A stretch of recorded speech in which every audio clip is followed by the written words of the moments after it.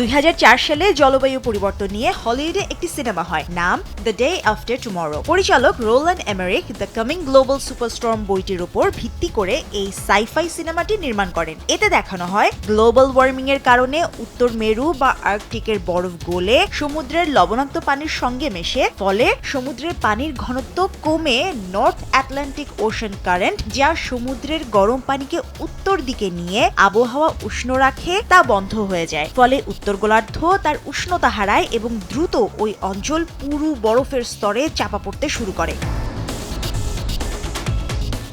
North Atlantic ocean current বা উত্তর Atlantic মহাসাগরীয় স্রোত হলো পৃথিবীর জলবায়ু নিয়ন্ত্রণের একটি প্রাকৃতিক ইঞ্জিন। এটি মূলত একটি বিশাল কনভেয়ার বেল্টের মতো কাজ করে। বিষুবরেখা অঞ্চলে সূর্যের তাপে সমুদ্রের পানি অনেক গরম থাকে। এই উষ্ণ এবং হালকা পানি সমুদ্রের উপরিভাগ দিয়ে স্রোতের আকারে উত্তর অর্থাৎ ইউরোপ ও আমেরিকার দিকে প্রবাহিত হয়। একেই নর্থ আটলান্টিক ড্রিফট বলা হয়।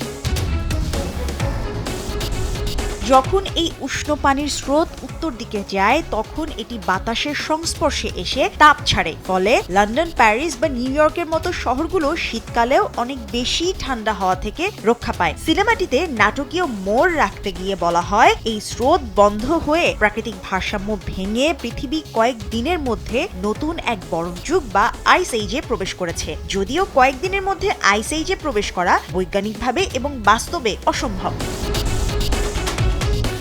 রাশিয়ার কামচাটকা পেনিনসুলার যেন দ্য ডে আফটার টুমরোর মতোই অবস্থা। পেট্রোপাভলভস্ক কামচাটস্কিকে একাধিক তুষারঝড়ে বিপর্যস্ত পুরো অঞ্চল। তুষারপাতের পরিমাণ এত বেশি যে শুধু বাড়িঘর না, সুউচ্চ ভবনের 3-4 তলা পর্যন্ত ডুবে গেছে। বরফ কেটে সুড়ঙ্গ তৈরি করে বাসিন্দাদের উদ্ধার করা হচ্ছে। রাস্তায় পার্ক করা গাড়ি কয়েক মিটার বরফের আস্তরে ঢাকা। আবার অনেকেই আছেন যারা উপভোগও করছেন এই তুষারপাতকে।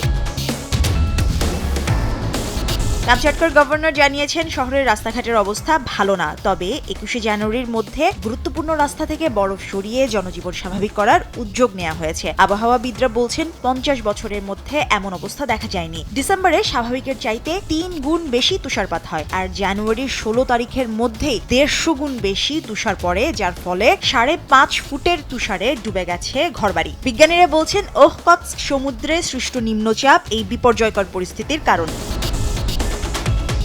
মুশরিফা নুসরাত, দেশ টিভি।